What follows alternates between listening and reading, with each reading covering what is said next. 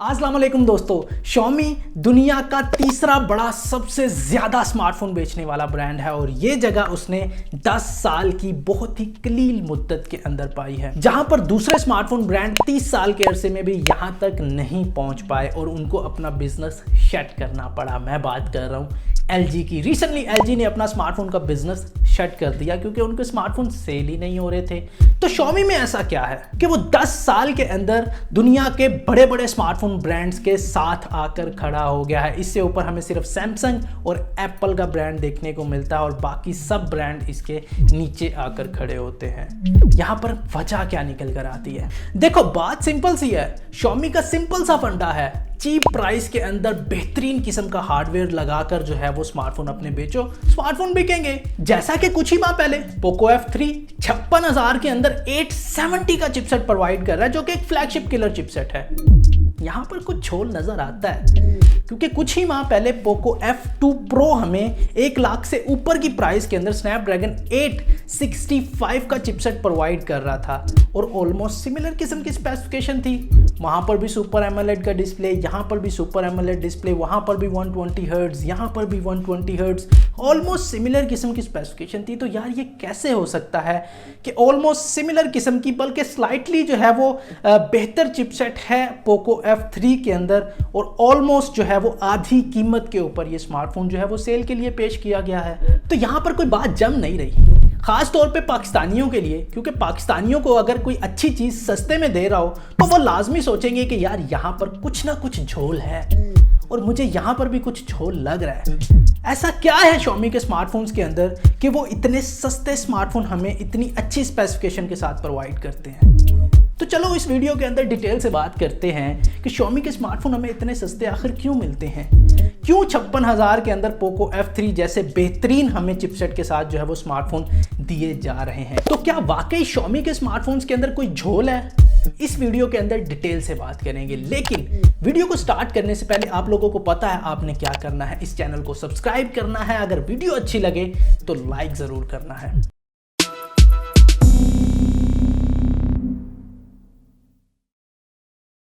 चलें आपकी शुरू में ही मुश्किल आसान करता हूं। कभी आप लोग शॉपिंग पे गए हैं? शॉपिंग पे कौन नहीं जाता? कभी आप नेक्स्ट ब्रांड के ऊपर गए हैं?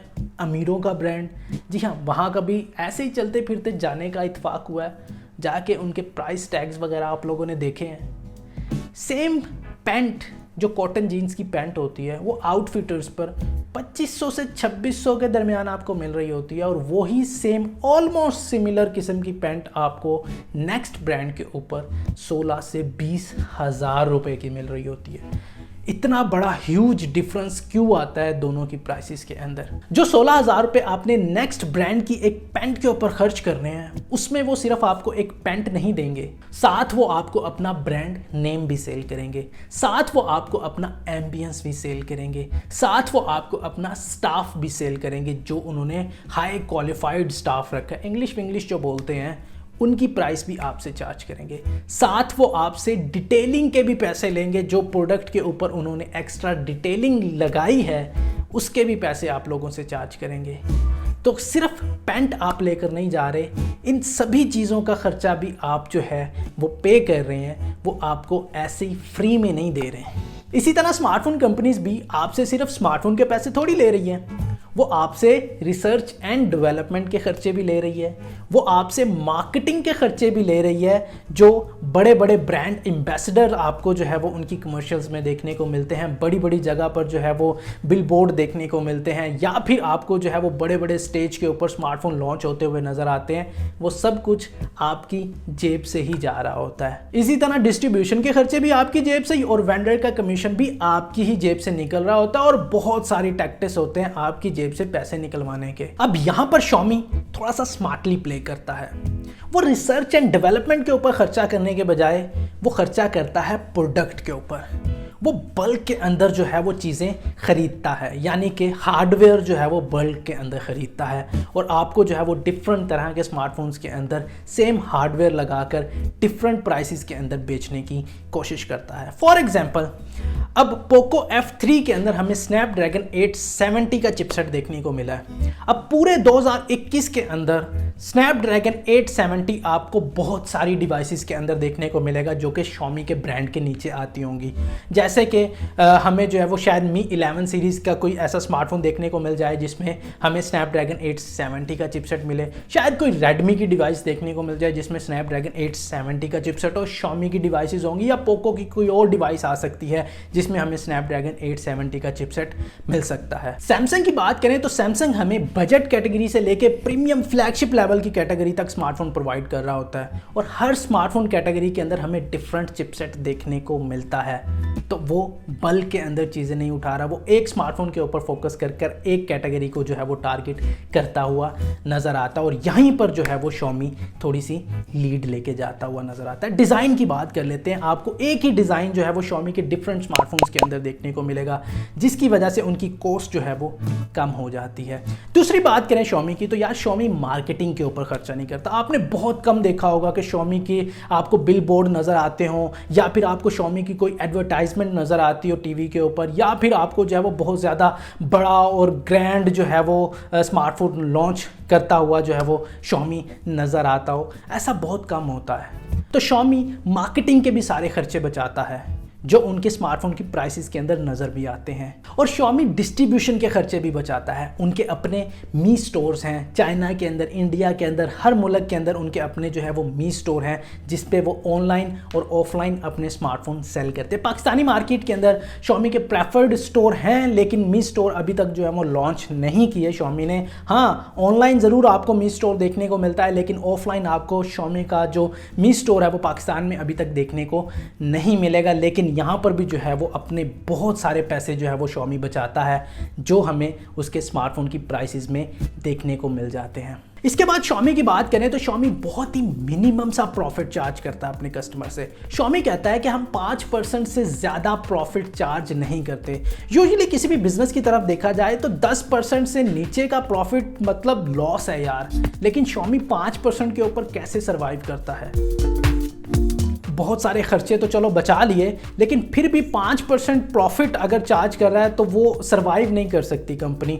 तो Xiaomi डिफरेंट तरह के जो है वो मीडियम से पैसे कमाने की कोशिश करता है, जैसे कि उसके IoT प्रोडक्ट है, वहाँ पर जो है वो IoT प्रोडक्ट्स को सेल करके पैसे कमाता है। जैसा कि वो आपको सॉफ्टवेयर के अंदर एड्स दिखाकर पैसे कमाता है। तो यहाँ पर Xiaomi की थोड़ी सी डिफरेंट अप्रोच है। Xiaomi अपने मेन प्रोडक्ट से इतना प्रॉफिट नहीं बना रहा, Xiaomi IoT प्रोडक्ट से ज़्यादा प्रॉफिट कमाता है। Xiaomi जो ब्लॉटवेयर्स डालता है आपके स्मार्टफोन्स के अंदर, जो एड्स दिखाता है आपके स्मार्टफोन्स के अंदर, Xiaomi उससे पैसे बनाता है। Xiaomi जो कि दुनिया का तीसरा बड़ा ब्रांड है सेल्स के हवाले से, वो जब अपने कस्टमर्स को ऐड दिखाएगा तो कुछ ना कुछ तो प्रॉफिट बनाएगा। Xiaomi एक और चीज़ करता है, वो अपना स्टॉक लिमिटेड रखता है, यानी कि लिमिटेड स्केल के ऊपर अपनी प्रोडक्शन करता है। उससे उसको 2-3 फायदे होते हैं। एक तो हाइप जनरेट हो जाती है, जब भी कोई स्मार्टफोन लॉन्च करता है और वो कुछ ही दिनों के अंदर आउट ऑफ स्टॉक चला जाता है, तो हर कोई उस स्मार्टफोन के बारे में बात कर रहा होता है, क्योंकि वो स्मार्टफोन लो कॉस्ट के अंदर आपको हाई क्वालिटी के स्पेक्स जो है वो प्रोवाइड कर रहा होता है। तो हर बंदा उस स्मार्टफोन को